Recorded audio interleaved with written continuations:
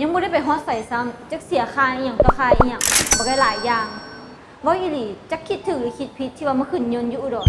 เอาอีหลีนะขึ้นอยู่เวียงจันทน์กับขึ้นอยู่นี่ราคามันก็สิเท่าๆกันนั่นแหละ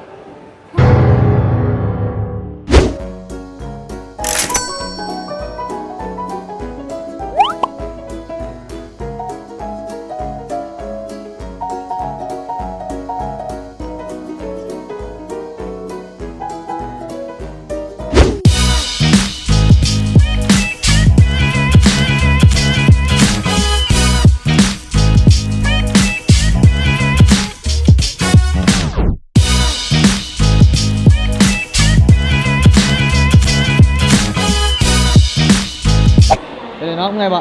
กับบูเมื่อยแล้วก็ธรรมดาเกี่ยวโทรหากี่กับสิ่งไว้บ่ก็จะฮอดแล้วหั่นน่ะกำลังโทรซักเบอร์อยู่ฮัลโหล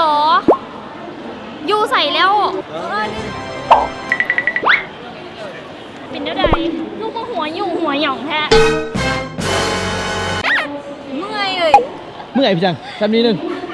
ก็ยังไม่ได้กินมาแต่เช้าพูดอันนี้ก็เรื่องของกี้แหละกระบอกแล้วเด้ว่าให้บินตรงเวียงจันทน์บางโกกับสายการบินแอร์เอเชียหั่นเข้ามานี่ใช้เวลาแบบแป๊บเดียวอีกอย่างบ่ต้องออกเงินแต่เช้าแต่ยังก็ได้เพราะว่าเฮาเช็คอินออนไลน์ผ่านแอปของแอร์เอเชียหั่นน่ะไปเที่ยวเลยบ่ไปช็อปเลยเวลามันเหลือเฟือนี่นะถ้าแหละเครื่องก็ยังบ่มีสภาพไปซื้อเครื่องหนูซื้อบ่ได้ไปดอกเมื่อยสิกลับไปนอนอยู่แฮมก่อนโอ้แรงยังเจอกันสิบิดตื่นแต่เช้าสิไปท่าคิวอยู่ไสอยู่ขัวสิไปท่าขึ้นยนต์อีกมันโดนหั่นแหละก็คืออยู่โดดให้หยังเอาคันซันแหละคันเมื่อยแล้วก็บ่ห้ามกันได้เดี๋ยวสิไปลิ้นไปช็อปอย่างเพื่อเด้อซุ่มตัวไปรถสิได้หยังบ่มื้อแรงเจอกันเอาไปนอนท่าทุกคนตอนนี้เขากะคือสิได้ไปเลาะกับต้อม2คนก่อนเนาะแล้วก็เจอกันอยู่ที่สถานที่เที่ยวต่างๆตอนนี้ขอตัวออกไปก่อนไป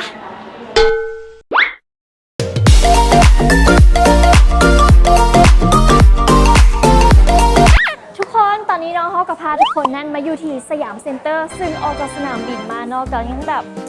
กระตือรือร้นแบบอยากเลาะอยากกินอยากเที่ยวอยากช้อปปิ้งเนาะแล้วก็มื้อนี้เนาะพาทุกคนนั้นมาเบิ่งเสื้อผ้าซึ่งบอกได้เลยว่าสยามเซ็นเตอร์เนาะโบจะเป็นสยามเซ็นเตอร์สว่างแค่แบบแหล่งรวบรวมเสื้อผ้าแล้วก็แฟชั่นของหนุ่มสาววัยรุ่นกันทั่วหน้าเลยเดี๋ยวน้องเราจะพาทุกคนนั้นเข้าไปเบิ่งน้ำกันไป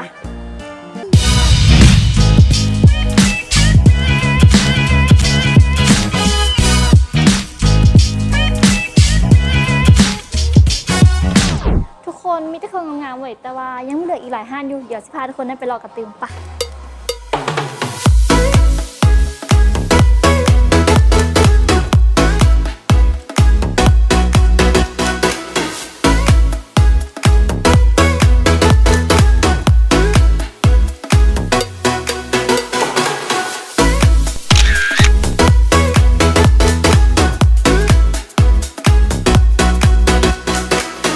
หับสิทธิพิเศษเฉพาะแอร์เอเชียกับส่วนลด 10% สำหรับค่าปีเข้ามหานครสกายวอล์ก